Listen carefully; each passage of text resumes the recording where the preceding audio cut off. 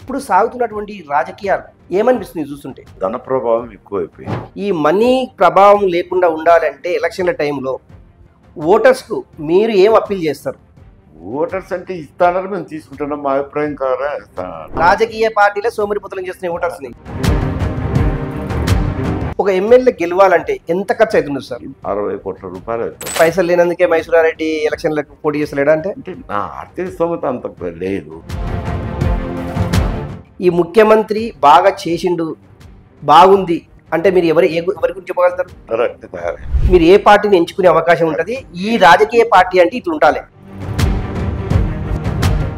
ఒక red book తయారైంది, అందులో ఇబ్బంది పెట్టిన అధికారుల పేర్లు సుమారు 200 మంది పైగా నా రెడ్ బుక్లో పొందుపరిచాను, వీళ్ళపైన యాక్షన్ ఉంటుంది అనేసి ఘంటాపరంగా చెప్తుండ్రు. ఉండొచ్చు అనుకుంటారా సార్? తీసుకోవచ్చు యాక్షన్, నేను కాదనడం లేదు. ప్రభుత్వాలపైన షేర్ మార్కెట్కి ఎలాంటి ప్రభావం ఉండదంట. ప్రధానమంత్రి దగ్గినాడు అనుకో షేర్ వాల్యూ పడిపోయిందంటారు. ఏం ప్రధానమంత్రి దగ్గుకు షేర్ వాల్యూకు సంబంధం ఏంటి? చంద్రబాబు నాయుడు సెంట్రల్ పైన ఒత్తిడి తెచ్చే అవకాశం ఉందా స్పెషల్ స్టేటస్ కోసం? గాలిలో దీపం పెట్టినట్లేండి. నేను మీ సంజయ్ బాలగోని. ఈరోజు మన ముందున్న గెస్ట్ మాజీ home minister, senior politician, political leader, ఆయనే Mysura Reddy. Sir good evening. రాష్ట్ర రాజకీయాలు 2 తెలుగు రాష్ట్రాల్లో ముఖ్యంగా మీరు ఉమ్మడి ఆంధ్రప్రదేశ్ నుంచి ఇప్పుడు 2 రాష్ట్రాలు విడిపోయేంత వరకు రాష్ట్ర రాజకీయాల మీద చాలా క్షుణ్ణంగా అధ్యయనం చేసే క్రమం అయితే మేము చూస్తున్నాం.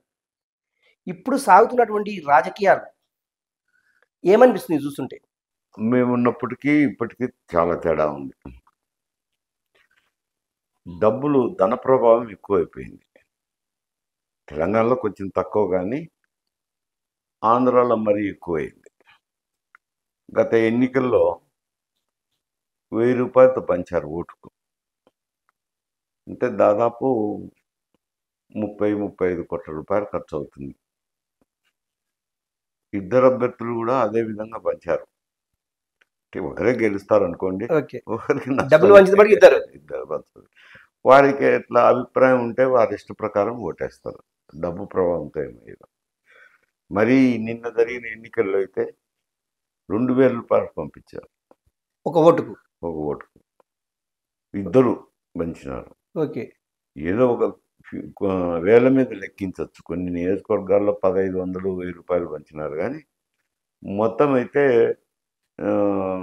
దాదాపు 90% 2000 రూపాయలు పంచినారు. ఇంకా కొంచెం ఎక్కువ కూడా పంచినారు. ఓకే, అంటే ఒక శాసనసభ పరిధిలో 60 కోట్ల రూపాయలు ఖర్చు అవుతుంది.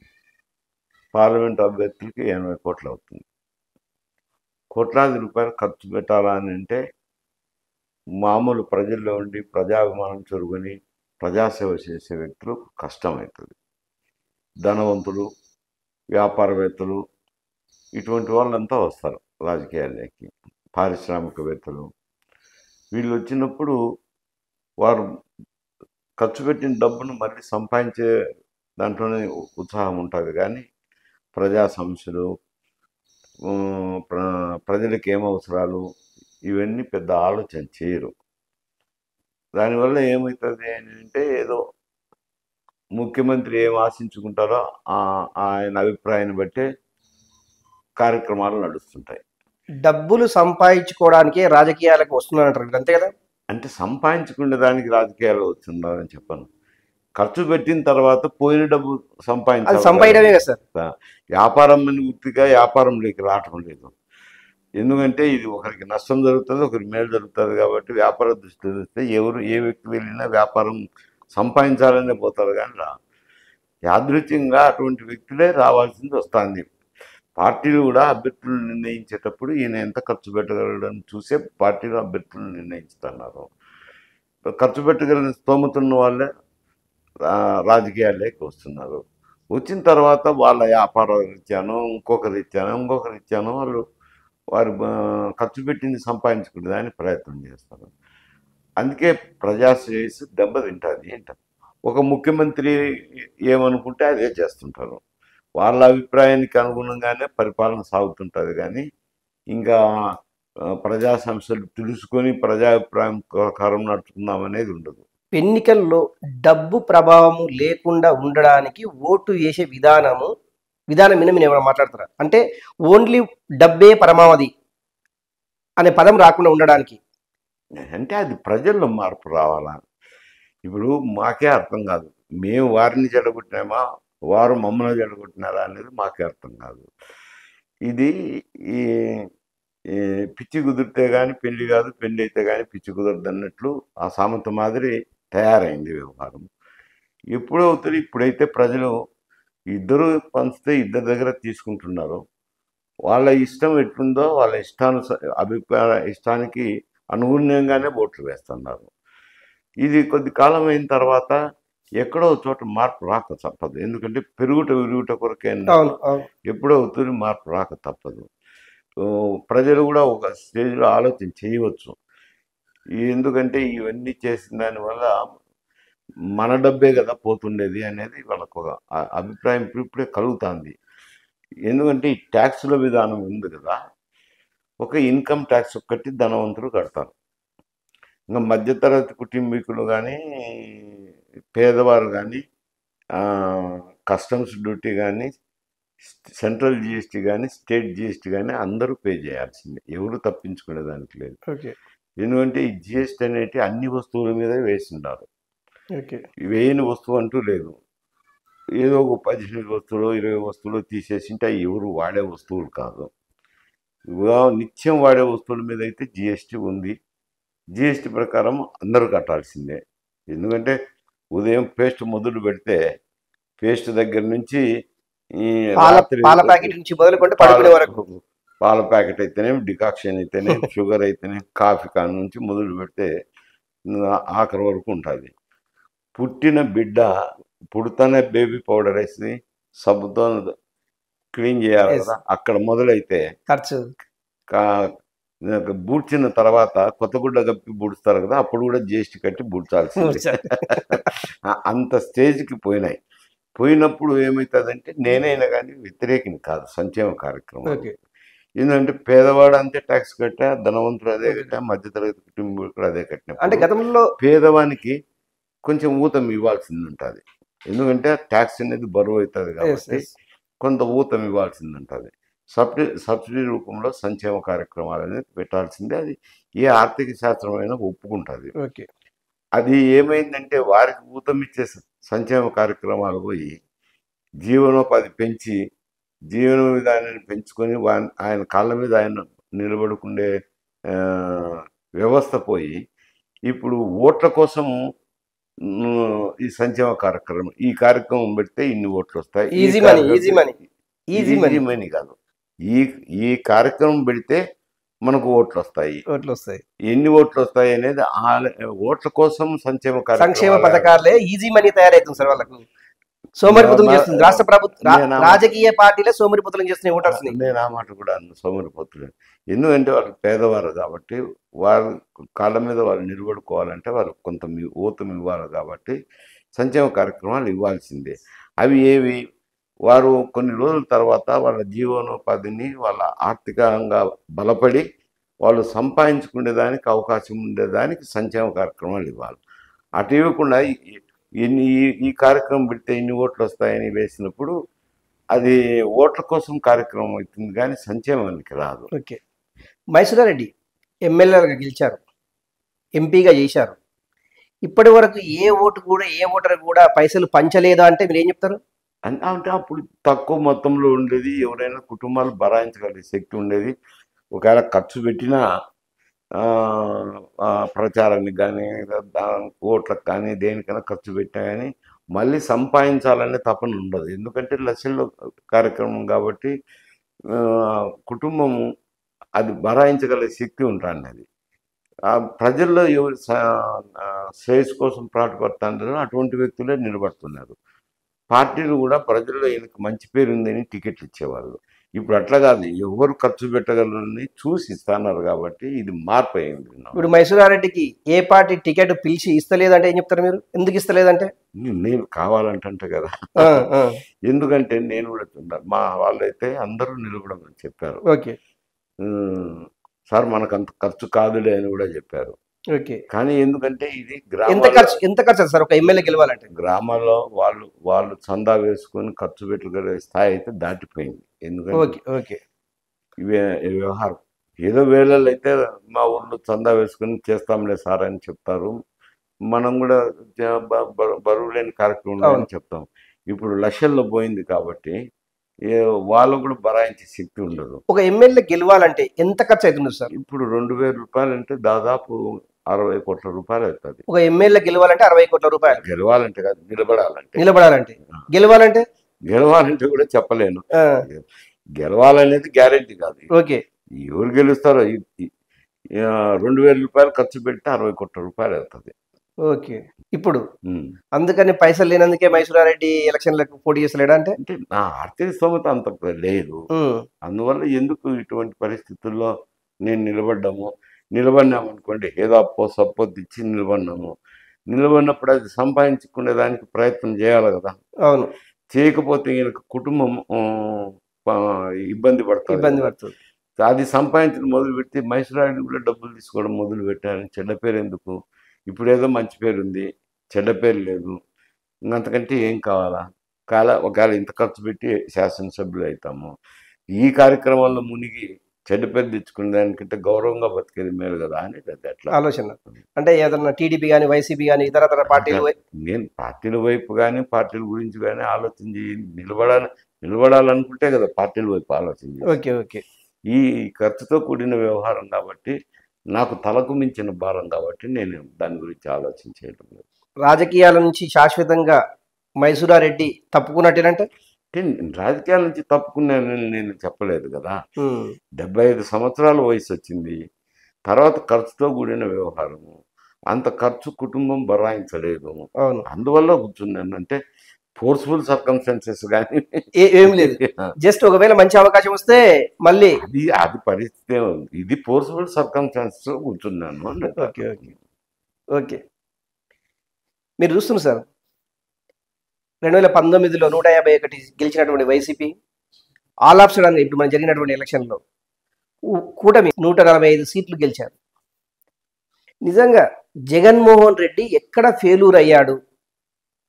ఊహించని విధంగా, ఆయన ఊహలకు అందని విధంగా, అంటే ఎగ్జిట్ పోల్స్ కూడా ఊహలకు అందలేదు, 11 సీట్లకు పరిమితమయ్యారు. ఏమై ఉండొచ్చు సార్? రీజన్ ఏమై ఉండొచ్చు? ఇప్పుడు ఎగ్జిట్ పోల్స్ అంటే నేను ఎంతవరకు వారు కరెక్ట్గా చేసినారు, శాస్త్రీయబద్ధంగా చేసినారు, నిబద్ధతతో చేసినారు అనేది నేను చెప్పలేను. ఓకే.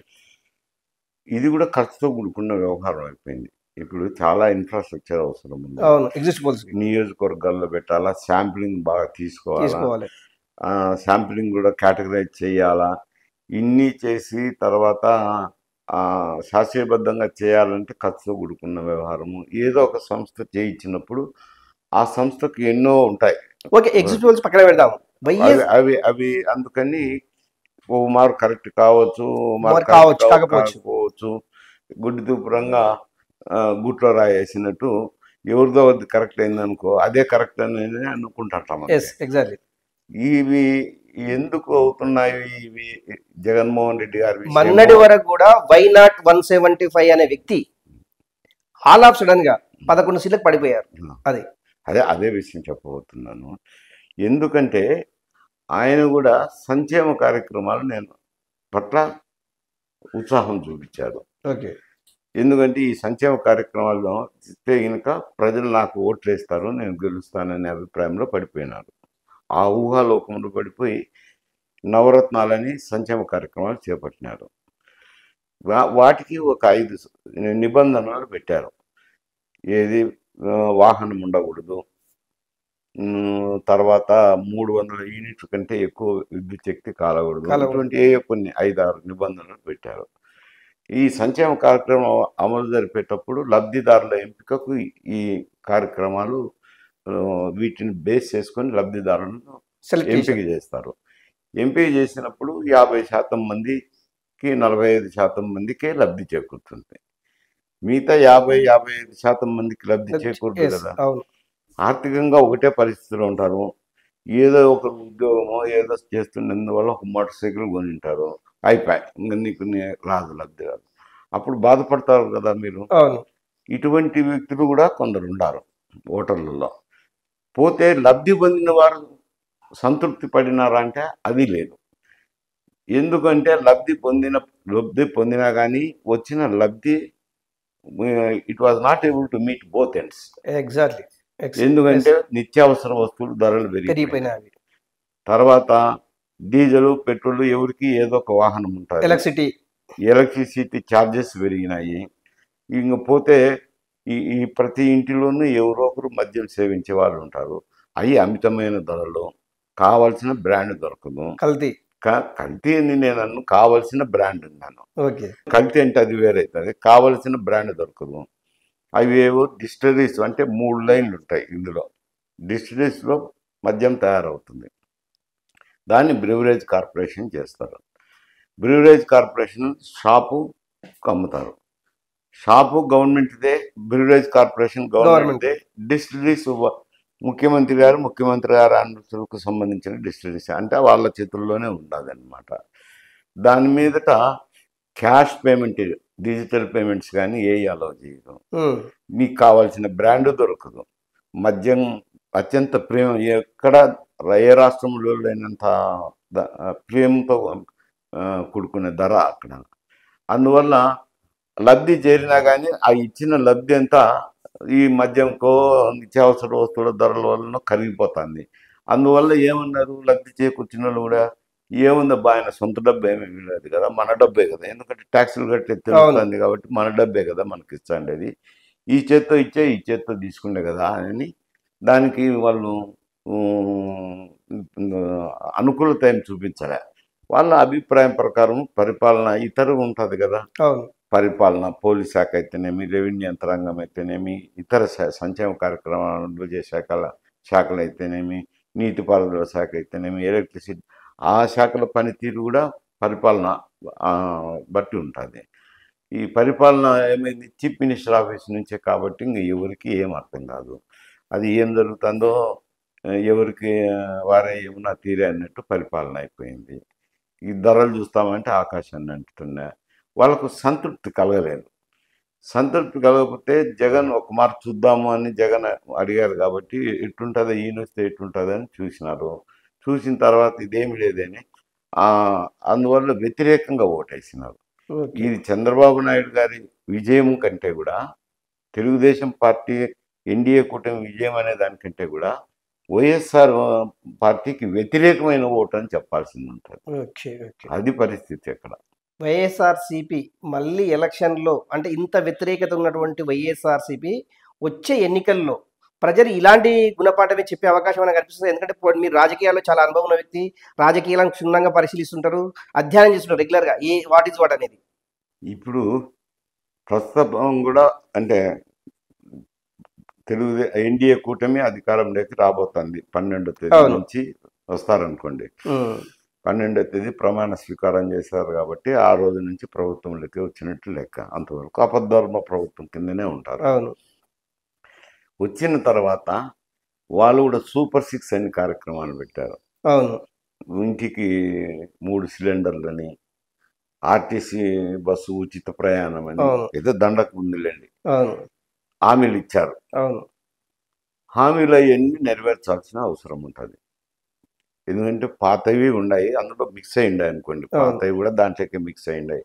పెన్షన్ ఉంది, ఇంతకుముందు 4000 ఇస్తానని ఆయన 2000, 2500, 3000, 3500, 4000 లాస్ట్ ఇయర్ వచ్చేతలకి వచ్చింది. ఇంకా 3 నెలలది అయితే పెన్షన్ లేదు. 3 నెలలు కలిపి కూడా 7000 వేస్తానని చెప్పినారు ప్రభుత్వం, ఇప్పుడు వచ్చే ప్రభుత్వం.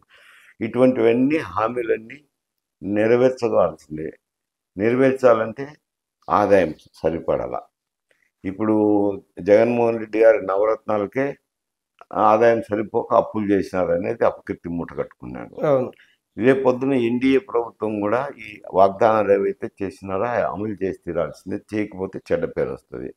అమలు చేయాలంటే రెవెన్యూ చూసుకోవాలా.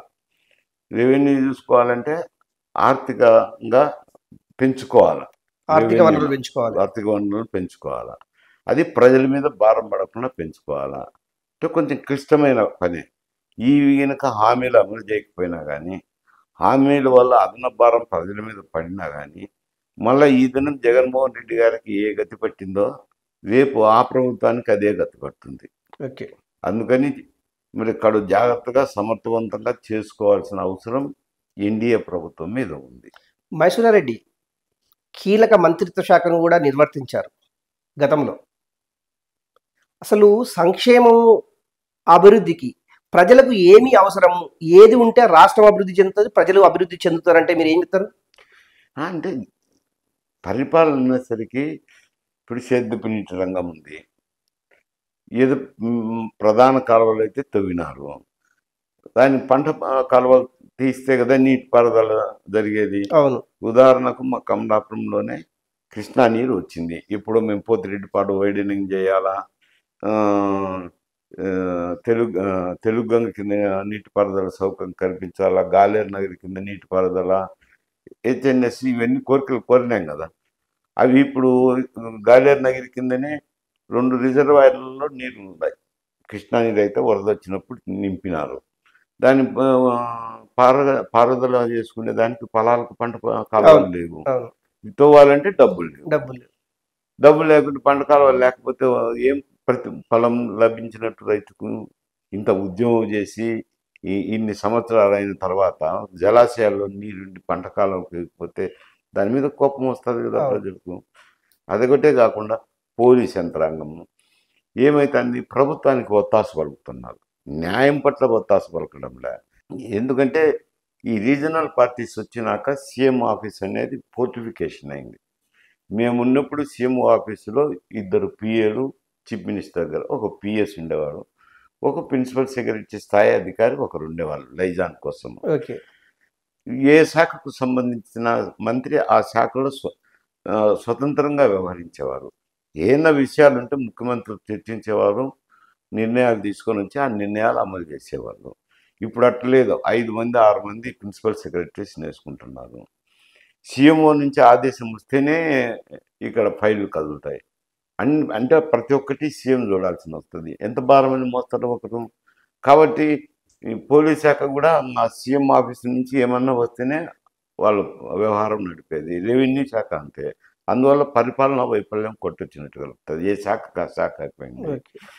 ఏదో అధికార ప్రభుత్వంలో ఉన్న పెద్దలకు అనుగుణంగా పనిచేయడం చేస్తున్నారు.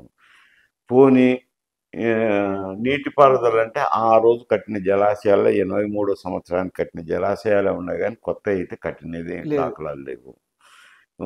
ఈ శ్రీశైలం అయితేనేమి, నాగార్జున సాగర్ అయితేనేమి, కృష్ణా బ్యారేజ్ అయితేనేమి, గోదావరి బ్యారేజ్ అయితేనేమి, వంశధార అయితేనేమి, శ్రీరామ్ సాగర్ అయితేనేమి, ఇవన్నీ కూడా అప్పటికే కట్టినట్టే. ఏమైనా ఎలక్ట్రిసిటీ చూద్దామా అని అంటే అప్పుడు 80% గ్రామాలకు విద్యుత్ శక్తి సౌకర్యం కల్పించినారు. 80% గ్రామాలకు పవర్ కట్ అనేది లేదంతవరకు. 83వ సంవత్సరం వరకు కాంగ్రెస్ పార్టీ. తర్వాత రోడ్లు చూద్దామంటే, రహదారులు చూద్దామంటే జిల్లా కేంద్రాలన్నింటినీ సింగిల్ తార్ రోడ్ అయితే వేసినారు. ఇంకా నీటిపారుదల అటుండే, తర్వాత విద్యుత్ శక్తి రంగం ఎటుండే, ఇవి రహదారులు ఇటుండే. అన్నీ మళ్ళీ తర్వాత ఏం జరిగినాయి, కొత్త ప్రాజెక్టులు ఏమి రాలేదు. పంట కాలువలు తీసింటే ఏమి లేవు పెద్దగా. తర్వాత రోడ్లు చూద్దామంటే సింగిల్ రోడ్డు, డబుల్ రోడ్డు అయినచ్చు. డబుల్ రోడ్డు అయినా ఇప్పుడు టోల్ గేట్ పెట్టినారు, డబ్బు వసూలు. పెట్రోల్ మీద రోడ్ డెవలప్మెంట్ చేస్తారు. మళ్ళీ అక్కడ రోడ్ వేసి తెలిపి టోల్ గేట్ వసూలు చేస్తారు. ఒక రోడ్డుకు 2 ట్యాక్సులు. ఎంత బరువు అవుతుంది ప్రజలకు. విద్యుత్ శక్తి చూద్దామా అంటే ఛార్జీలు అమితంగా పెంచేస్తున్నారు. 20% గ్రామాలు ఎలక్ట్రిఫై అయినా ఛార్జీలు మాత్రం అమితంగా అయినాయి కదా.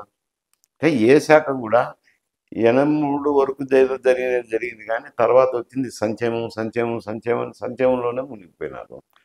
అది అయితే జరగలేదు కదా అంట. ఏదైనా కానీ సంక్షేమం ఉండాల్సిందే, పరిపాలన సాగాల్సిందే. అభివృద్ధి జరిగితే అది మంచి పరిపాలన అవుతుంది. అటువంటి అందించలేకపోయినారు. ఉమ్మడి ఆంధ్రప్రదేశ్ నుంచి మొదలుకుంటే 2024 వరకు ముఖ్యమంత్రి అంటే ఇలా ఉండాలి, ప్రజలంటే ఇలా ఉండాలి, ఈ ముఖ్యమంత్రి బాగా చేసిండు, బాగుంది అంటే మీరు ఎవరి గురించి చెప్పగలుగుతారు? అట్లా తయారైనారు. నేను ఎవరి గురించి చెప్పమంటారు? ఒకరికి సర్టిఫికెట్ ఇవ్వలేండి. 83కు ముందర అయితే జరిగినది, నేను చదువుకున్నది నాకు విజ్ఞానంలో ఉండేది, అది జరిగింది. అప్పుడు కాంగ్రెస్ పార్టీ తరపునే ముఖ్యమంత్రి ఉండేవాళ్ళు. ఇప్పుడు తెలుగుదేశం పార్టీలో రామారావు గారు వచ్చారు, చంద్రబాబు నాయుడు గారు వచ్చారు. కాంగ్రెస్ పార్టీ అంటే వివిధ వ్యక్తులు ముఖ్యమంత్రులుగా వచ్చినారు. వాళ్ళని ఒకరినొకరు నేను కంపేర్ చేయలేను కదా, కంపేర్ చేయడం కూడా మంచిది కాదు. ఎందుకంటే అప్పుడుండే ఆర్థిక వనరులు అయితేనేమి, ఎందుకంటే 50 కోట్లతో ఆంధ్రప్రదేశ్ రాష్ట్రం రెవెన్యూ వచ్చి, ఫస్ట్ రెవెన్యూ వచ్చి ఆంధ్రప్రదేశ్ ఏర్పడినప్పుడు 50 కోట్ల రూపాయలు. అది 50 పోయి సంవత్సరం 60, 70, 80, 83వ సంవత్సరంలో కాంగ్రెస్ పార్టీ దిగిపోయింది. రామారావు గారు అధికారంలోకి వచ్చారు. అప్పటికి 800 కోట్ల రెవెన్యూ. రామారావు వచ్చిన తర్వాత నేను 1000 కోట్లకు పెంచిన ఆదాయం, నేను 1000 కోట్లకు పెంచిన అని ఆయన గొప్పగా చెప్పుకుంటాండే. ఆయన దిగిపోయేసరికి 2000 కోట్లు అయింది. అది 1000 కోట్ల నుంచి 2000 కోట్లు అయింది. మేము 94లో 90 మేము వచ్చిన తర్వాత 5 ఏళ్ళు ఉన్నప్పుడు 2005లో 3000 కోట్లు ఉండే. మళ్ళా చంద్రబాబు నాయుడు వచ్చిన తర్వాత ఆయన వ్యాట్ అనేది తీసుకొచ్చినారు, కమర్షియల్ ట్యాక్స్ వ్యాట్ తీసుకొచ్చినప్పుడు ఆయన దిగిపోయే నాటికి 35,000 కోట్లు అయింది ఆదాయం. ఆదాయాన్ని బట్టే కదా నువ్వు ఖర్చు పెట్టేది కానీ పరిపాలన సాగించేది కానీ. మరి రాజశేఖర్ వచ్చేసరికి రాజశేఖర్ దిగిపోయే నాటికి 80,000 కోట్లకు పెరిగింది ఉమ్మడి రాష్ట్రంలో. ఇప్పుడు 2 రాష్ట్రాలు అయినాయి. ఇప్పుడు 2 రాష్ట్రాలను తీసుకుంటే నేను 3 సంవత్సరాల కింద యాక్చువల్ అకౌంట్ ఉంటుంది. ఇప్పుడు బడ్జెట్ అంచనాలు, రివైజ్డ్ అని ఎస్టిమేట్స్ అన్ని ఇట్లాంటివన్నీ వస్తుంటాయి కాబట్టి ఒక 3 సంవత్సరాల కిందది అయితే యాక్చువల్ అకౌంట్ ఉంటుంది. ఇది లక్ష కోట్లు ఉంది ఆదాయం తెలంగాణ, అది 1,10,000 కోట్లు ఉంది. 2 రాష్ట్రాలు కలిపితే 2,10,000 కోట్ల ఆదాయం ఉంది. ఎక్కడ 56 కోట్ల ఆదాయం, ఎక్కడ 2,10,000 కోట్లు ఎక్కడ? అదే అందుకే 83 నుంచి కంపేర్ చేసుకొని చూస్తే ఇక్కడ సంక్షేమ కార్యక్రమాలకే డబ్బు అంతా, అంటే ప్రజలు ట్యాక్సులు కట్టడము, సంక్షేమ కార్యక్రమాలు ఇవ్వడం వరకు సరిపోతుంది. కానీ ఈ అభివృద్ధి ఇవన్నీ కుంటుపడిపోయినాయి. ఎందుకంటే ఇప్పుడు మీరు చాలా మంది ముఖ్యమంత్రులు పనిచేశారు, అది అట్లా అడుగుతున్నారు. ఈ ముఖ్యమంత్రి అయితే ఒక పర్వాలేదు, ఇట్లా ఉండాలి ముఖ్యమంత్రి అన్న సందర్భం ఇప్పుడు వచ్చిందంటే, ఇప్పుడు ఈ ముఖ్యమంత్రి అని చెప్పేదానికి ఇప్పుడు రామారావు గారు బియ్యం పథకం పెట్టినారు. చెప్తాను మేము ఇప్పటికైతే. ఆయన మొదలు పెట్టినప్పుడు 50 కోట్ల రూపాయలు సబ్సిడీ బియ్యం పథకానికి. ఎందుకంటే బియ్యం ధరలు తక్కువ ఉన్నాయి కాబట్టి, ₹2 కేజీ అన్నా కానీ పెద్ద 50 కోట్లే అదనంగా సబ్సిడీ ఇచ్చేది. ₹2 కేజీ బియ్యం పథకమే కదా ఆయన. తర్వాత రాను బియ్యం ధరలు పెరిగిపోయేసరికి సబ్సిడీ పెరిగిపోయింది. ఆ సబ్సిడీ గట్టనే సరిపోయింది మాకంతే. 1,800 కోట్లకు పోయింది. 50 కోట్ల నుంచి సబ్సిడీ 1,800 కోట్లకు పోయింది. వచ్చే ఆదాయం అంతా బియ్యం పథకంకు, విద్యుత్ శక్తి సబ్సిడీకి, వీటికే 3 పథకాలకే సరిపోయింది. అలాగే తర్వాత వచ్చే ఈ చంద్రబాబు నాయుడు దగ్గర పెరిగినా కానీ అదే పరిస్థితి. సంక్షేమ కార్యక్రమాలని ఆయన కోటి వరాలని కోటి కుటుంబాలకు ఇచ్చారు కదా, దానివల్ల ఆయన 30,000 కోట్లు అయినా కానీ అది అట్లే పోయింది. ఇట్లా ఇవి సంక్షేమ కార్యక్రమాలకు పోతున్నాయి కానీ వాళ్ళకే మేలు జరగడం లేదు. కానీ ఏదో సాయం చేసినట్టుంది కానీ మేలు జరగడం లేదు. మళ్ళీ ట్యాక్స్ రూపంలో పోతుంది. అది వస్తుంది. రేపు వచ్చే ఎలక్షన్లు కావచ్చు, మరల వచ్చే ఎలక్షన్లు కావచ్చు, ఓకే మీకు 75 సంవత్సరాలు, అది ఫైన్. రేపు పొద్దుగాల చంద్రబాబు నాయుడు లేకుంటే జగన్మోహన్ రెడ్డి లేకుంటే ఏదో ఒక బీజేపీ రకరకాల ఎవరన్నా పార్టీల్లో మా పార్టీలో చేరమని మైసూరారెడ్డిని అంటే మీరు ఏ పార్టీని ఎంచుకునే అవకాశం ఉంటుంది? ఈ రాజకీయ పార్టీ అంటే ఇట్లా ఉండాలి కాదు, వాళ్ళు ఎవరో పిలుస్తారో వాళ్ళు పిలిచిపోతాను ఈ పార్టీ మీరే పోయి పార్టీలో నేనేమనుకోలేదు. ఎందుకంటే ఈ పార్టీలోకి వెళ్ళినా కానీ ఇది పరిస్థితి ఉంది, రాజకీయం ఇట్లుంది కాబట్టి ఇటువంటి పరిస్థితి నేను చెప్తున్నాను. అది ఓకే ఒకటి సార్, ఎందుకంటే లోకేష్, తెలుగుదేశం జాతీయ కార్యదర్శి లోకేష్, ఆయన యువగలం పేరుతోటి ఒకటి పాదయాత్ర చేశాడు ఆంధ్రప్రదేశ్ మొత్తం.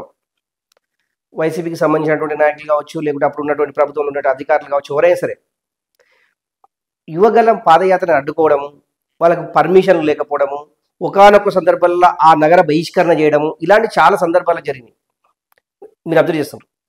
కానీ మొన్న లోకేష్ ఒక రెడ్ బుక్ తయారైంది, అందులో ఇబ్బంది పెట్టిన అధికారుల పేర్లు సుమారు 200 మంది పైగా నా రెడ్ బుక్లో పొందుపరిచాను, వీళ్ళపైన యాక్షన్ ఉంటుంది అనేసి ఘంటాపరంగా చెప్తుండ్రు. నిజంగా అలాంటి పరిస్థితి లోకేష్ కుమార్ రేపు మంత్రి అయినాక అధికారులపైన యాక్షన్ ఉంటుంది అంటే ఉండొచ్చు అనుకుంటారా సార్? నేను చెప్పలేను మరి. నాకైతే ఆ విషయం మీద అవగాహన లేదు. ఈ ఇవి ఎందుకంటే మేము కూడా మొట్టమొదటగా దండి సత్యాగ్రహం తర్వాత పాదయాత్ర చేసింది అప్పుడే కదా. దండి సత్యాగ్రహం అప్పుడే గాంధీ గారి హయాంలో ఈ పాదయాత్రలు నీటి వచ్చినాయి. మళ్ళీ తర్వాత పెద్దగా లేవు. ఏదో మేమే చేసింది అప్పుడు పోతిరెడ్డిపాడు హెడ్ రెగ్యులేటర్ కెపాసిటీ పెంచాలని చెప్పి దాదాపు 400 కిలోమీటర్లు పాదయాత్ర మొదలుపెట్టాం. 4 బృందాలు ఏర్పడి అప్పుడు రాజశేఖర రెడ్డి ఒక బృందానికి సారథ్యం వహించినారు. నేను తిరుపతి నుంచి 4 బృందాలుగా మేము పాదయాత్ర చేశాం. అప్పుడు తెలుగుదేశం ప్రభుత్వం అధికారంలో ఉన్నది. కానీ ఇటువంటి పరిస్థితి అయితే మాకు కలగలే. ఎవరు ఏదో మేము ఒక 20 కిలోమీటర్లు ఎంచుకున్నాము. ఒక రోజు 18 రావచ్చు, ఒక రోజు 15 రావచ్చు, ఒక రోజు 22 రావచ్చు. ఏదో తగుమైన ఊరు చూసుకునేది. వారికి ఏదో చెప్తే కనుక భోజనాలు పెట్టేవాళ్ళు, టిఫిన్ టైం అయితే టిఫిన్ పెట్టేవాళ్ళు, ఏదో బడో గుడిలోనో పడుకునే వాళ్ళము, ఇబ్బంది పెట్టేవాళ్ళం కాదు ఎక్కువ. ఇప్పుడు పాదయాత్రలు అంటే కొంచెం బస్సు గిస్సు కొంచెం ఖర్చుతో కూడుకున్న వ్యవహారము. మరి అటువంటిది ఉద్యోగస్తులు ఇందులో ఇబ్బంది పెట్టేది ఏముంటుంది నాకైతే. Police department land order permission లేకపోవడం. పర్మిషన్ ఏముంది పాదయాత్రకు? పర్మిషన్ ఏముంటుంది? మొన్న మీరు చూశారు కదా సార్, పవన్ కళ్యాణ్ వైజాగ్ నుంచి నగర బహిష్కరణ చేశారు. ఇక్కడ పాదయాత్రలకు అవకాశం లేదు, పాదయాత్రలు చేయొద్దు, ఇక్కడ నిషేధిత ప్రాంతము అనేసి జగన్ అది అప్పుడు ఇచ్చినటువంటి అధికారులు. మీరు అది జరిగింది కుప్పంలో చంద్రబాబు జరిగింది, పవన్ కళ్యాణ్ గారికి లోకేష్ కుమార్ జరిగినాయి, కొన్ని సార్లు జరిగినాయి. మరి వాళ్ళ అధికారులు హైహ్యాండెడ్గా బిహేవ్ చేసింటే అనుభవించాల్సిందే కదా. దానికి ఎవరేమేమి చెప్తాము? ఇప్పుడు ఆ అధికారాన్ని నమ్ముకొని వాళ్ళు కూడా గుర్తించాల్సింది. వాళ్ళు ఐఏఎస్ ఐపీఎస్ చదివినారు అంటే అఖిల భారత సర్వీస్లో ఉన్న అధికారులు. అంటే వాళ్ళందరూ చేసినది ఎవరు కింద ఇన్స్పెక్టరో ఎవరో చేసినప్పుడు ఐపీఎస్ అధికారి ఉంటాడు కదా, ఎస్పీ, ఆయనైనా మందలించి ఉండాల్సింది, కలెక్టర్ అయినా మందలించి ఉండాల్సింది. అది వారి తప్పుదమ్లే, కానీ తప్పిదమ్ము కొందరి మీద తీసుకోవచ్చు యాక్షన్. నేను కాదనడం లేదు, అది జరగదు అని నేను అని చెప్పలేను అంట. నిన్న లోకేష్ని అడ్డుకున్నటువంటి అధికారుల మీద యాక్షన్ తీసుకొని లోకేష్ ప్రకటించారు. రేపు జగన్మోహన్ రెడ్డి వైసీపీ నుంచి నేను కూడా పాదయాత్ర చేస్తానంటే రేపు వీళ్ళు కూడా అడ్డుకోవడతారు. మళ్ళీ జగన్మోహన్ రెడ్డి అధికారంలోకి వచ్చిన ఆయన కూడా గ్రీన్ బుక్ లో రాసుకుంటాడు మీ మీద యాక్షన్ ఉంటుంది అనేసి. అంటే లాస్ట్ కు బలయ్యేది ప్రభుత్వ అధికారులు అంటారా? బలయ్యేది ప్రభుత్వ అధికారులు కూడా వాళ్ళు విచక్షణ చేసుకోవాలి కదా. ఒకటేమిటానంటే నీవు ఆడ ప్రశాంత పరిస్థితి ఉందా లేదా, ఆడ శాంతి భద్రతలకు ఏమన్నా విఘాతం కలుగుతుందా చూసుకొని, ఒకవేళ విఘాతం కలిగేటట్టుంటే కనుక సరైన బందోబస్తు పెట్టి వేరే మార్గంలోనూ ఇంకొక రకంగానో వాళ్ళకు తీసుకోవాల్సిన బాధ్యత వాళ్ళ మీద ఉంది కదా. బాధ్యత విస్మరించి అన్నెసరీ డిక్టాట్స్కు ఫాలో అయినారంటే ఇబ్బందులు పడతారు. మీరే ఎంట్రీ ఏదైనా రేపు జగన్మోహన్ రెడ్డి తీసుకుంటే జగన్మోహన్ రెడ్డి అధికారంలో ఎందుకు వీళ్ళు అధికారులు ఎందుకు అటువంటివి చేయాలా? నిజంగా శాంతి భద్రతలు భగ్నం కలుగుతుంటే చేయాలి, కానీ ఒకరు పాదయాత్ర చేస్తా అంటే అడ్డుకోవడం అనేది తప్పు కదా అంట. వాళ్ళు చేసిన తప్పుకి వాళ్ళు శిక్ష అనుభవించాల్సిందే కదా. నువ్వు ఏ తప్పు చేసినా శిక్ష అనుభవించుతున్నావు కదా. మరి అధికారి తప్పు చేస్తే శిక్షించబడకూడదా? లోకేష్ నిలబెట్టినా తప్పే, రేపు జగన్మోహన్ రెడ్డి నిలబెట్టినా తప్పే. అది ప్రభుత్వ యంత్రాంగం విస్మరించాలి.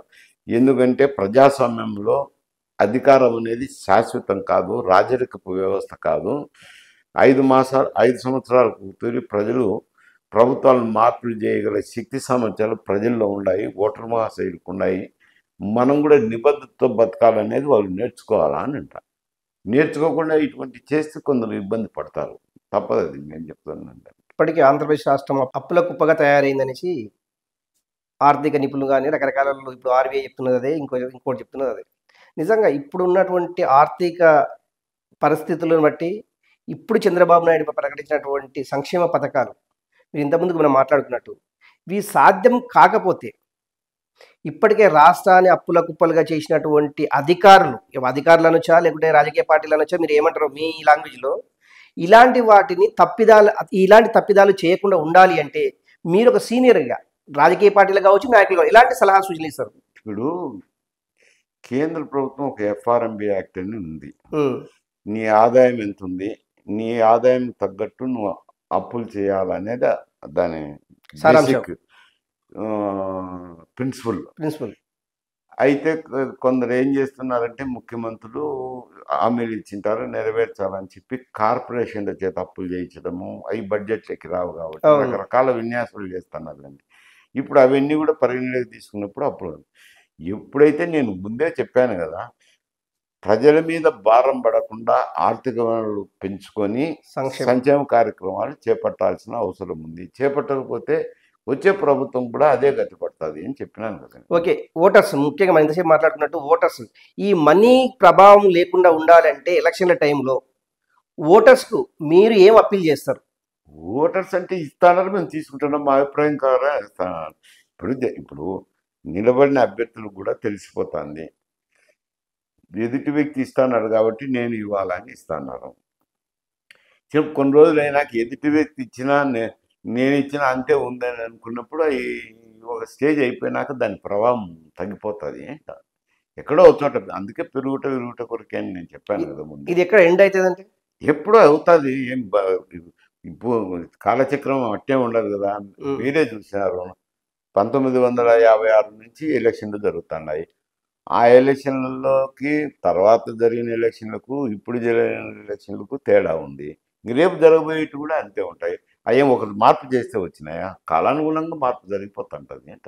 రాజకీయ పార్టీలకు వస్తే రెండు ఉమ్మడి రాష్ట్రాలు కావచ్చు, జాతీయ స్థాయిలో ఇప్పుడు టికెట్స్ మెయిన్గా రచ్చ జరుగుతుంది స్టాక్ మార్కెట్ మీద. స్టాక్ మార్కెట్ రాజకీయ పార్టీలు ఆధారపడి ఉన్నాయనేసి మన జరిగినటువంటి స్టాక్ మార్కెట్ 30 లక్షల కోట్ల రూపాయలు ఆవిరైపోయిందంట. ప్రధానమంత్రి ఎప్పుడైతే బీజేపీ అది 400 సీట్స్ ఎప్పుడైతే మేము ప్రకటించామో స్టాక్ మార్కెట్ సక్సెస్ ఉన్నాయి, ఎప్పుడైతే 300 చిల్లరకు పడిపోయామో బీజేపీ గవర్నమెంట్ వచ్చే అవకాశం లేదు, సంకీర్ణం వస్తుంది అనేసి ఆల్ ఆఫ్ సడన్గా మొత్తం షేర్స్ పడిపోయాయంట. నిజంగా రాజకీయ పార్టీల ప్రభావము స్టాక్ మార్కెట్ల పైన ఉంటుందా? ఉండదు. స్టాక్ మార్కెట్ అనేదే జూదం. స్టాక్ మార్కెట్ అంటే ఏం చేస్తారు అని అంటే కొందరు వ్యాపారం చేసినట్టు కొందరు స్టాక్ మార్కెట్లో ఉంటారు, బ్రోకర్స్ అనండి, వాళ్ళని ఏమైనా అనండి. ఇప్పుడు నీది షేర్ ఉంటుంది, నీ షేర్ తక్కువలో ఉంటుంది.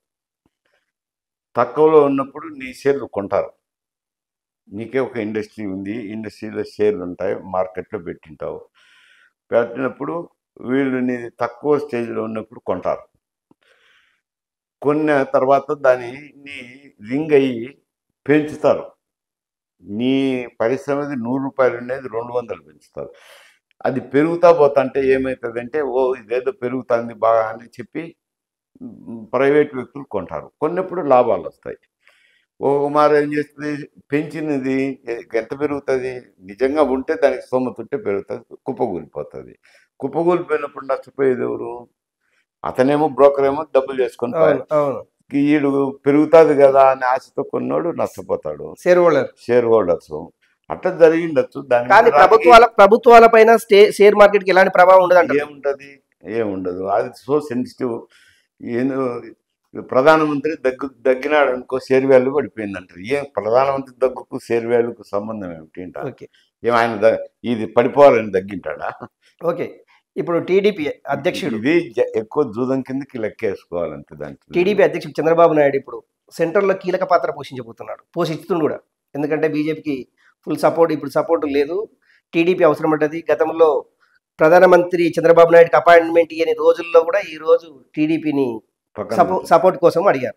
రేపు ఆంధ్రప్రదేశ్ రాష్ట్రము, ఎందుకంటే ఇప్పటికి కూడా స్పెషల్ స్టేటస్కు సంబంధించినటువంటి గత 5 సంవత్సరాల నుంచి మొత్తం జనాలు మర్చిపోయారు. నిజంగా ఇప్పుడు చంద్రబాబు నాయుడు సెంట్రల్ పైన ఒత్తిడి తెచ్చే అవకాశం ఉందా స్పెషల్ స్టేటస్ కోసం? అంటే మీరు ఏం చెప్తారు? గాలిలో దీపం పెట్టినట్లేండి. ఎందుకు అంటే ఆయన సపోర్టు సరే, అది ఇది కొంచెం గతం లేకపోతే రాజకీయాలు లేకపోతే ముందైతే ఏమనుకుంటున్నారు, తెలుగుదేశము జనసేన కలుస్తాయా కలవవా అని అనుకుంటున్నారు. అటువంటిది ఆయన జగన్మోహన్ రెడ్డి గారి స్కిల్ డెవలప్మెంట్ స్కామ్ ఉందో లేదో నేను చెప్పలేను. దాంట్లో అరెస్ట్ చేసినారు. అరెస్ట్ చేసిన తర్వాత వాళ్ళు జైల్లో వెళ్ళి పరామర్శించి బయటకు వచ్చిన తర్వాత మేము ఇద్దరం కలిసి ఓటుగానే కంటెస్ట్ చేస్తామని అవును. అప్పుడే చెప్పాను నేను. ఇది ఇబ్బందికరమైన పరిస్థితి వైఎస్ఆర్సీపీకి వాళ్ళిద్దరు కలిసి పోటీ చేస్తే. మళ్ళా దానికి తోడు పవన్ కళ్యాణ్ కృషి వల్ల అయితేనేమి, మిగతా ఇతరుల వల్ల కృషి వల్ల అయితేనేమి బీజేపీ కూడా కలవటం జరిగింది. ఇది ఎన్డీఏ కూటమిలో చేరిపోయినారు. ఎన్డీఏ కూటమిలో జరిగిన తర్వాత ఎన్డీఏ కూటమి వల్ల కోస్తా ఆంధ్రలో అయితే పెద్ద ఇబ్బంది లేదు, కానీ బీజేపీ చేరిన దానివల్ల రాయలసీమలో అయితే కొంచెం ఇబ్బంది పరిస్థితి. అయినా ఎన్డీఏ కూటమి గెలిచింది. గెలిచిన తర్వాత వాళ్ళకు అయాచితంగా లడ్డు దొరికినట్టు దొరికింది ఎన్డీఏ. వద్దనుకుంటానే వాళ్ళు వీళ్ళు చెప్పంగా వాళ్ళ ఇన్ఫర్మేషన్ ప్రకారము తెలుగుదేశం జనసేనతో కూటమిలో చేరినారు. చేరినాక ఎన్డీఏ కూటమి తరపున ఓట్లు అడిగినారు, ఎంపీకి కానీ ఎమ్మెల్యే కానీ అడిగినాక వాళ్ళు 300, 400 అనేది మెజారిటీకి తక్కువ వచ్చింది. మెజారిటీ తక్కువ వచ్చినప్పుడు ఇక్కడ ఉన్న ఎన్డీఏ కూటమి అక్కడ నితీష్ కుమార్ ఇద్దరు కలిపి చేస్తే సరిపోయింది, మెజారిటీ వచ్చింది గవర్నమెంట్ వాళ్ళు. ఇంకా చిన్న చిన్న పార్టీలు కూడా ఉన్నాయి, పాస్వాన్ పార్టీ చిన్న 1-2 సీట్లు, 1, 2, 3, 4 అట్లా రకరకాలు ఉన్నాయిలేండి. ఆ సీట్లు ఒకవేళ వీళ్ళు ఎవరన్నా తీసేసినా ఆ సీట్లతో వాళ్ళ గవర్నమెంట్ ఏం పడిపోదు, సీట్లు అయితే ఉంటుంది. అంటే ప్రభుత్వం అంత తొందరగా అనుకుంటే పడిపోతుంది అనుకునే దశలో లేదు. ఎందుకంటే ఇదే వీళ్ళంతా ఇండిపెండెంట్గా వచ్చిన వాళ్ళు వీళ్ళందరూ పోతారు కదా. పోయినప్పుడు ప్రభుత్వం ఒకరు చంద్రబాబు నాయుడు సాధించుకుంటేనే కుటుంబం పడిపోతుంది, నితీష్ కుమార్ సాధించుకుంటేనే పడిపోతుంది అనే దానికి లేదు అవకాశం. ఎట్టో ఒకటి నిలుపుకుంటారు. కాకపోతే మీరు అన్నారు ఒక ప్రశ్న ఏమిటి, ఈ కూటమి సపోర్ట్ వల్ల ప్రభుత్వం ఏర్పాటు చేసినారు కదా, స్పెషల్ కేటగిరీ స్టేటస్ సాధించుతారా అని. ఇది ఎందుకంటే స్పెషల్ కేటగిరీ స్టేటస్ అనేది ఎందుకు ఇచ్చారు అని అంటే, గతంలో ఈ బార్డర్లో చిన్న చిన్న రాష్ట్రాలు ఉంటాయి, అవును, అరుణాచల్ ప్రదేశ్, ఇటువంటివన్నీ కాశ్మీరు, ఇవన్నీ చిన్న చిన్న రాష్ట్రాలు అనమాట. అవి అటు చైనా బార్డర్లోనో, పాకిస్తాన్ బార్డర్లోనో, బంగ్లాదేశ్ బార్డర్లోనో ఇట్లా ఉన్నాయి. ఉండినప్పుడు ఏమిట్రానంటే ప్రజలు ఇటు అటు తిరుగుతా దేశం పట్ల వాళ్ళకు అభిమానం కలగాల, మా ఇండియా మా దేశము అని కలగాలని చెప్పి కొంచెం గ్రాంట్స్ ఎక్కువగా ఇచ్చేవాళ్ళు. స్పెషల్ కేటగిరీ స్టేటస్ కింద కొన్ని ప్రొవిజన్స్ ఉన్నాయి, ఆ ప్రొవిజన్స్ కింద గ్రాంట్ ఇచ్చేవాళ్ళు. అవి వాళ్ళకు 50 కోట్లు 100 కోట్లు ఎక్స్ట్రా ఇచ్చినారనుకో పెద్ద డబ్బు అయిపోతాయి. చిన్న రాష్ట్రాలు ఉంటాయి కాశ్మీర్ తప్పనిచ్చి. అవి ఇప్పుడు ఏమైందంటే స్పెషల్ కేటగిరీ స్టేటస్ ఏ రాష్ట్రానికి అయితే అయిపోయింటుందో లిమిట్ మళ్ళీ పొడిగించడం లేదు, కొత్త రాష్ట్రాలకు ఇవ్వడం లేదు. ఆ దినం విభజన బిల్లు ప్రవేశపెట్టినప్పుడు సుష్మా స్వరాజు పాండమోనియం ఏర్పడిపోయింది కదా, తలుపులు మూసేసుకొని ఏదో ఓటింగ్ జరగడము, అందులో సుష్మా స్వరాజు అవుట్రైట్గా బీజేపీ తరఫున సపోర్ట్ ఇచ్చింది. ముజువాని ఓటు మీదనే పాస్ అయింది. మరి ఆమె పార్టీలో చర్చించకుండా చెప్పిందో అదైతే నాకు సమాచారం లేదు. టోటల్గా పరిపూర్ణంగా మద్దతు ప్రకటించింది బిల్లుకు, విభజన బిల్లుకు. ఇక్కడ రాజ్యసభకు వచ్చినప్పుడు ఎందుకంటే ఆంధ్రలో కానీ రాయలసీమలో కానీ రాష్ట్రం విడిపోయేది అంత ఇష్టం లేదు. అందుకే కదా కాంగ్రెస్ పార్టీ అంత దెబ్బతినిపోవడం. అక్కడ రాష్ట్రం విభజించిందని చెప్పి ఆంధ్రలో రాయలసీమలోనూ బాగా దెబ్బతినిపోయింది. ఆ పరిస్థితుల్లో బీజేపీ కూడా హోల్సేల్గా మద్దతు ఇస్తే కనుక ఎటువంటి పరిస్థితి ఉంటుంది, ఇబ్బందికర పరిస్థితి ఉంటుందని ఆయన స్పెషల్ కేటగిరీ స్టేటస్ ఇస్తారా అని ఇస్తే మేము సపోర్ట్ చేస్తామని కండిషనల్గా పెట్టాడు. అప్పుడు ప్రధానమంత్రి క్యాబినెట్లో డెసిషన్ తీసుకోలేదు, బిల్లులో ఇంక్లూడ్ చేయలేదు. ఆయన ఓవరాల్గా మేము స్పెషల్ కేటగిరీ స్టేటస్ ఇచ్చేదానికి ప్రయత్నం చేస్తాము అని చెప్పి లోక్సభలో హామీ ఇచ్చారు. అది లోక్సభలో, రాజ్యసభలో హామీ ఇచ్చారు. ఆ హామీ ఇప్పుడు కావాలంటే క్లిష్టమైన పని. ఎందుకంటే తెలుగుదేశం ఉన్నది అధికారంలో ఉన్నప్పుడు వైఎస్ఆర్సీపీ వాళ్ళు కూడా విమర్శించారు, మీరు స్పెషల్ కేటగిరీ స్టేటస్ తేలేకపోయినారు, వాళ్ళకి సపోర్ట్ చేస్తున్నారు, మద్దతు ఇస్తున్నారని. దాని మీదనే ఆయన విభేదించి వచ్చి బయటకు వచ్చినాడు. సరే మళ్ళీ జగన్మోహన్ రెడ్డి గారు టోటల్గా పరిపూర్ణంగా ఒకవేళ చేరకపోయినా కానీ ఎన్డీఏ ప్రభుత్వానికి అయితే ఇండైరెక్ట్ గా ఇండైరెక్ట్గా ఏముంది పూర్తి పార్లమెంట్లో అన్ని కాంట్రవర్సీ సిఏ బిల్లుకి అయితేనేమి ఉమ్మడి పౌర స్మృతికి అయితేనేమి ఈ కొంచెం కాంట్రవర్షియల్ బిల్స్ అవునవును వాటికి కూడా మద్దతు తెలిపినారు కదా. ఆఖరి బిల్లు సిఏ పెడితే కూడా దానికి కూడా తెలిపినారు. తెలిపినారు. తెలుగుదేశం వండుకొని మీరు మద్దతు తెలుపుతున్నారే, మరి ఎందుకు తేలేకపోయినారు, మీ పార్లమెంట్ సభ్యులు మాట్లాడలేదన్నారు. రేపు వీళ్ళు అదే పరిస్థితి ఉంటుంది. కాకపోతే ఇవి ఏమంటే చాలామంది ఈ ప్రశ్న నన్ను కూడా అడిగారు. ఇవన్నీ స్టాండర్డ్స్ ఉన్నాయి. రేపు వీళ్ళకు సహాయం చేయాలన్నా కానీ మనకు ఇచ్చినారు. ఇప్పుడు నీకు కనపడుతుంది అవును క్యాబినెట్ ఏర్పడేటప్పుడు గుంపులో గోయిందా అన్నట్టు ఒక క్యాబినెట్ మినిస్టర్ ఒక స్టేట్ మినిస్టర్ వచ్చింది అవును ఆంధ్రాలో. అవును అంతే కదా, అంతే అంతే అంతకంటే నేను చూడలేదు కదా. ఇంకొకటి ఇచ్చినారు కానీ అది బీజేపీ ఖాతా లేకపోయి అవును శర్మ నరసాపుపేట ఎంపీ మరి రేపు పొద్దున కూడా అంతే కొన్ని కార్యక్రమాలు అయితే చేయొచ్చు. ఎందుకంటే ట్యాక్సెస్ డెవల్యూషన్ ఉంది, సెంటర్కి పోతుంది కదా. కస్టమ్స్ డ్యూటీ కానీ ఎక్సైజ్ డ్యూటీ కానీ సెంట్రల్ జిఎస్టీ కానీ అన్ని సెంటర్కి పోతాయి, వాళ్ళకి ఆదాయం వస్తుంది. ఇంతకుముందు ఈ రెవెన్యూ వస్తుంది అని చెప్పింది కదా, 50 కోట్ల నుంచి ఇప్పుడు 2 లక్షల కోట్లకు పోయింది అన్నట్టు తెలుగు రాష్ట్రాల్లో. అక్కడ కూడా ఆదాయం బాగా పెరిగింది. పెరిగినప్పుడు అది రాష్ట్రాలకు పంచాలా. ఇప్పుడు 40, ఇంతకుముందు 36% ఉన్నది, ఇప్పుడు 40% పెంచినారు. 40% పక్కకు తీసి రాష్ట్రాలకు ఫైనాన్స్ కమిషన్ గాడ్గిల్ ఫార్ములా అని ఉంది. ఆ గాడ్గిల్ ఫార్ములా ప్రకారం పంచుతారు. అందులో మెయిన్ ఇండెక్స్ ఏమిటంటే జనాభా ప్రాతిపదిక. అందుకే కదా ఇప్పుడు సౌత్ నార్త్ మాకు తక్కువ వస్తున్నాయని రేజ్ చేసింది. ఎందుకంటే ఇక్కడ కుటుంబ నియంత్రణ సౌత్ ఇండియాలో బాగా పాటిస్తున్నారు. ఎందుకంటే ఫ్యామిలీ కూడా చిన్నదైతే బాగుంటుంది, మనకు ఇబ్బందులు లేకుండా ఉంటాయని చిన్న ఫ్యామిలీస్కు ఇష్టపడి చేసుకుంటున్నారు. అక్కడ ఫ్యామిలీ ప్లానింగ్ కంట్రోల్ లేదు కాబట్టి జనాభా ఎక్కువ ఉంటుంది కాబట్టి ఎక్కువ పోతున్నాయి. అంటే అది గాడ్గిల్ ఫార్ములా ప్రకారమే డబ్బులు పంచాలి, దాన్ని ఏమి చేయలేదు. ఫైనాన్స్ కమిషన్ పంపుతుంది, కేంద్ర ప్రభుత్వం ఇన్వాల్వ్మెంట్ తక్కువ. ఇంకా పోతే ఉండేటి ఏమిటి, grant in aid. Grant in ఎయిడ్లో ఏదైనా అనుకూలమైన ప్రభుత్వాలు అంటే కొంచెం 200, 300, 400 కోట్లు ఎక్స్ట్రా ఇవ్వచ్చు, వెసులుబాటు ఉంటుంది. అది కేంద్ర ప్రభుత్వం చేతులు ఉంటుంది. ఇంకా ఏమైనా స్కీమ్స్ ఉన్నాయి, కేంద్ర ప్రభుత్వ స్కీమ్స్, అవి వాటిల్లో కూడా కొంత ఎక్కువ నిధులు ఇవ్వచ్చు. అవి అంటే రాష్ట్రానికి రావాల్సినటువంటి నిధులు త్వరితగతిన వస్తాయంటారు. ఇంకా కాకపోతే పోలవరం డ్యామ్ వీళ్ళ ఇంట్రెస్ట్ ఎంత మాత్రం ఉందో, ఎందుకంటే ఆయనైతే జగన్మోహన్ రెడ్డి గారు దాన్ని ఏమి చేయకుండా వదిలిపెట్టుకున్నారు. ఇప్పుడు ఈయనున్నప్పుడు మేము రాష్ట్రమే దాన్ని అమలు చేస్తాము అని చెప్పి తీసుకున్నారు. వీళ్ళు ఖర్చు పెట్టాలా, పని చేయించాలా. ఏదో 2,000 కోట్ల రూపాయలు పని జరిగినాయనుకో, 2,000 కోట్ల రూపాయలు పనులు జరిగినాయి, మాకు డబ్బులు రిలీజ్ చేయండి అని. నేషనల్ ప్రాజెక్ట్ కాబట్టి కేంద్రమే ఇవ్వాలా. 2,000 కోట్లు రిలీజ్ చేస్తే ఇలా బిల్లులు పే చేస్తుంటారు. దాంట్లో తాత్సారం చేయకుండా ఇవ్వచ్చు. కాకపోతే ఇంకొక 500, 1000 కోట్లు ఎక్స్ట్రా కూడా ఇవ్వచ్చు. 2,000 కోట్ల పనులు జరిగినాయంటే 3,000 కోట్లు ఇవ్వచ్చు. అటువంటి సహాయ సహకారాలు అయితే తీసుకోవచ్చు. కానీ ఏదో ఈ సపోర్ట్ మీద ప్రభుత్వం వచ్చింది, ఇదేదో ఒరిగిపోతుంది అంటే అదేం ఒరిగిపోయేది ఉండదు. మైసూరారెడ్డి రాజకీయ వారసులు ఎవరంటే, తమ్ముని కొడుకు మన ఎమ్మెల్యే అయినాడు, పోటీ పెట్టినాడు, వైఎస్ఆర్ తరఫున నిలబడినాడు, ఓడిపోయినాడండి. నేనేం వారసులు అనేది నేనే నిలబడలేదు. అదే ఒకడు కొడుకేమో మున్సిపల్ చైర్మన్గా ఉన్నారు ఇక్కడ రాయలసీమలో, అక్కడ ఎరగుంటున్నా నియోజకవర్గం. అంటే ఇప్పుడు ఏ పార్టీ నుంచి సార్? వాళ్ళిద్దరు వైఎస్ఆర్సీపీలో.